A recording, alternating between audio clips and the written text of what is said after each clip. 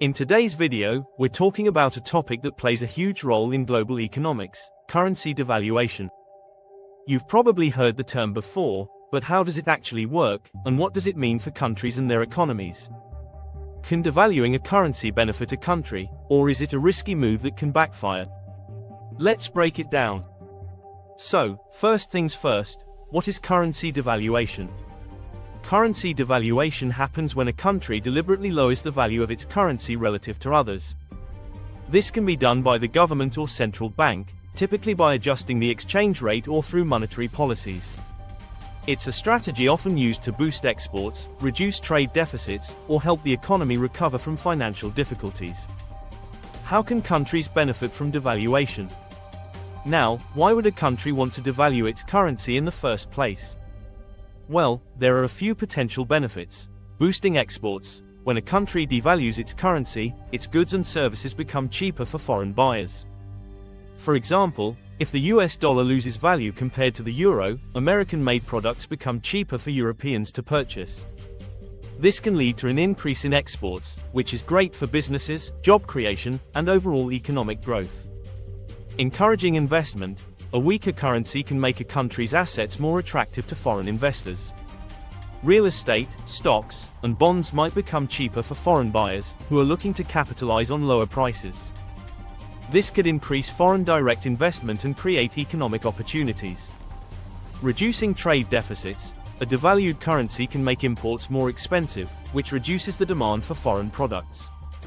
If a country is importing more than it's exporting, running a trade deficit, devaluation can help correct that imbalance by making foreign goods less affordable for local consumers. Debt relief for foreign-denominated debt. If a country has a significant amount of debt denominated in foreign currencies, devaluation can make that debt cheaper to pay off. For example, if a country owes money in US dollars and its own currency weakens, it will cost less to repay those debts in local currency. But there are risks. Of course, devaluing a currency isn't without its risks.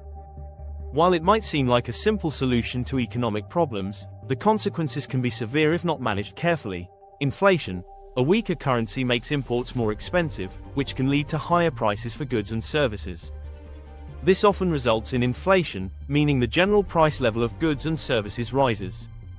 For example, if the price of oil increases because of currency devaluation, this could cause fuel and transportation costs to soar, affecting consumers and businesses. Loss of investor confidence. If a country repeatedly devalues its currency, it can scare off investors. Currency devaluation is often seen as a sign of economic instability. If investors believe that a country's economy is in trouble, they might pull their investments, leading to capital flight and even further devaluation.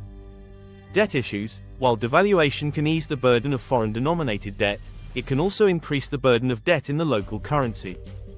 If local businesses or individuals have debt in foreign currency, they'll now owe more in their own currency, which could lead to defaults and economic turmoil.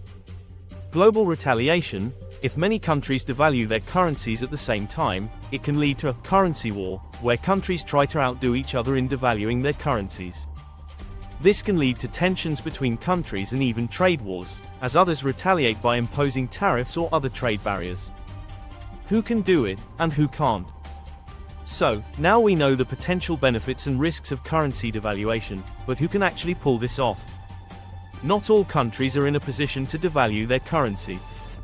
Here's why. Developing countries with weaker, less stable economies often try to devalue their currencies to stimulate exports or manage debt. These nations usually have less to lose in terms of investor confidence. For example, countries like Argentina or Venezuela have used devaluation as a way to cope with economic crises. However, without strong institutions and a robust economic plan, these countries can quickly spiral into hyperinflation, instability, and social unrest. Emerging markets. Emerging economies like Brazil, India, or Turkey might also attempt devaluation to improve trade balances and boost growth. But the risks are higher for them, as they can't afford to lose investor confidence or deal with runaway inflation. For emerging markets, it's crucial to have strong monetary policies and external support to manage the consequences of devaluation. Advanced economies, on the other hand, developed countries like the United States, Japan, or the European Union have more tools at their disposal to control their economy. While the US or Japan might devalue their currencies through monetary policy, such as lowering interest rates or using quantitative easing, they have stronger financial systems and more diversified economies to absorb the impact. However, even these countries must be cautious about aggressive devaluation, as it can lead to trade wars, inflation, and global backlash. Countries with pegged currencies. Some countries tie their currencies to a stronger currency like the US dollar or the euro. These countries, such as Saudi Arabia or Hong Kong, can't easily devalue their currency without risking the stability of their entire financial system. A sharp devaluation could make it harder for them to maintain the peg, and might cause a loss of credibility in their monetary system. Conclusion. In conclusion, currency devaluation can offer some benefits, particularly by boosting exports, encouraging investment, and addressing trade imbalances. But it also comes with significant risks, including inflation, loss of investor confidence, and the potential for a currency war. For developing and emerging markets, devaluation might be a necessary tool in times of crisis, but for advanced economies, it's a much riskier proposition. Ultimately, currency devaluation needs to be managed carefully, and it's not a tool that every country can use successfully. For those that can, it requires strong economic policies, careful planning, and an understanding of the potential consequences. So, while it can be a useful tool in the right hands, it's not something that every nation can afford to play with. What do you think? Could currency devaluation help or harm your country's economy? Let me know in the comments below. If you enjoyed this video, don't forget to like, share, and subscribe for more deep dives into global economics. Thanks for watching, and I'll see you in the next one.